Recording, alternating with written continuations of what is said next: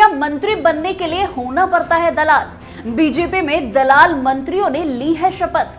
अब क्या जवाब देगी बीजेपी? नमस्कार, कैपिटल टीवी बिहार देख रहे हैं आप और आपके साथ मैं हूं दिव्या।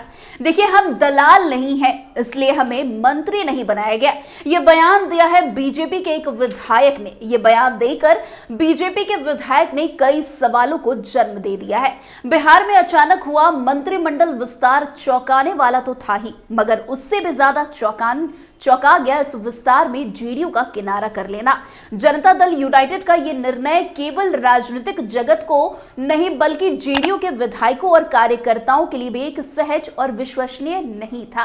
वैसे 7 विधायकों को मंत्री पद की शपथ दिलाई गई। इनमें से 4 मिथिलांचल इलाके से और उन्हें मिलाकर अब मिथिलांचल से 6 मंत्री हो गए हैं। जहां एक तरफ मंत्रिमंडल विस्तार हुआ तो दूसरी तरफ बीजेपी के अंदर भीतर घात शुरू हो गया है। हम ऐसा इसलिए कह रहे हैं क्योंकि बीजेपी के एक विधायक ने एक बड़ा आरोप लगाते हुए कह दिया है कि हम दलाल नहीं हैं, इसलिए हमें मंत्री नहीं बनाया गया। अभी कई सवाल अब विधायक महोदय ने उठा दिया है। अब ये सवाल उठने लगे हैं कि क्या मंत्री बनने के लिए आपको दलाल बनना पड़ता है? क्या बीजेपी के 7 विधायक जिसने कल शपथ ली, क्या वो दलाल है? वैसे आपको बता दें, नीतीश कैबिनेट विस्तार से एक ओर जहां सियासत गरमाई हुई है तो दूसरी ओर बीजेपी में ही बगावत शुरू हो गई है। जहां बिहपुर विधानसभा से भाजपा विधायक इंजीनियर कुमार शैलेंद्र ने अब अपनी ही पार्टी और मंत्रियों के खिलाफ बड़ी बात बोलती है। मंत्रिमंडल में जगह नहीं मिलने के बाद शैलेंद्र कुमार ने बड़ा आरोप लगाया, जिसे सुनकर विपक्ष के कान खड़े हो जाएंगे। आपको बता दें, शैलेंद्र कुमार ने अपनी पार्टी पर आरोप लगाया कि वो दलाल नहीं है, इसलिए उन्हें मंत्री नहीं बनाया गया। अब विधायक इंजीनियर कुमार शैलेंद्र से पूछा गया कि क्या उन्हें भी मंत्री पद को लेकर कॉल आया था, तो उन्होंने साफ शब्दों में अपनी नाराजगी और पीड़ा व्यक्त की। उनका कहना था कि हम मंत्री पद के लिए नहीं दौड़ते, हम किसी के पीछे पीछे नहीं घूमते, दलाली नहीं करते, इसलिए हमें मंत्री नहीं बनाया गया।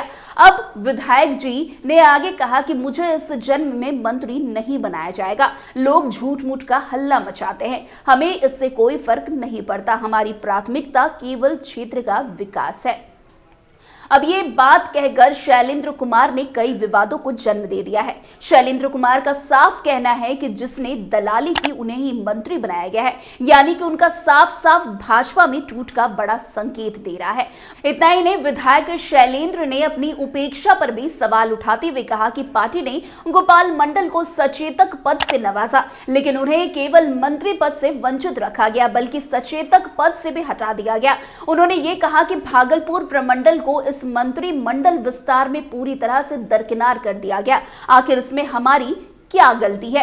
आपको बता दें, बिहार की सियासत में इस बयान ने कई नई बहस को छेड़ दिया है।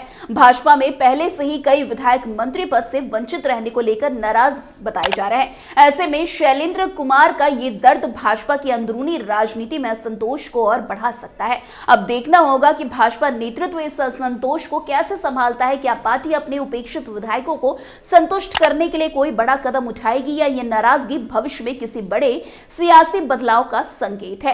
वैसे बता दें कि बुधवार को महाशिवरात्रि पर हुए मंत्रिमंडल विस्तार में भाजपा ने उत्तर बिहार के कोर वोट बैंक को विशेष प्राथमिकता दी। पार्टी कोटे से 2 उप मुख्यमंत्री समेत कुल 21 मंत्री हैं।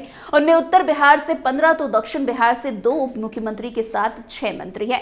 कई महीने बाद हुए मंत्रिमंडल विस्तार में पार्टी ने यादव समुदाय को छोड़कर लगभग सब समुदाय को साधने का प्रयास किया। पहली बार कुर्मी और कुशवाहा के प्रति पार्टी नेतृत्व ने विशेष समर्पण दिखाया।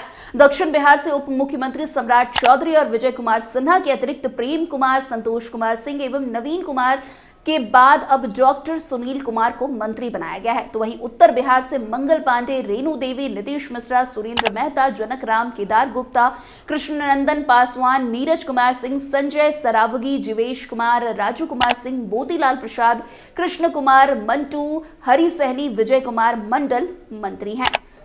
वैसे राज्य मंत्रिमंडल के विस्तार पर प्रतिक्रिया देते हुए राजद प्रवक्ता चित्तरंजन गगन ने सरकार को पूर्णतः भाजपा की गिरफ्त में बता दिया। बुधवार को बयान जारी कर उन्होंने कहा कि कुछ महीनों के लिए मंत्रिमंडल विस्तार का कोई औचित्य नहीं था। जेडीयू के हिस्सेदारी को लेकर भाजपा के साथ लालटेन नहीं बैठाने के कारण ही नीतीश कुमार जब तक स्वतंत्र निर्णय लेने की स्थिति में थे, मंत्रिमंडल का विस्तार टालते रहे। पिछले दिनों अपनी सभाओं में नीतीश ने महिला और मुसलमानों की खूब चर्चा की थी, लेकिन मंत्रिमंडल विस्तार में उसका ध्यान नहीं रखा गया।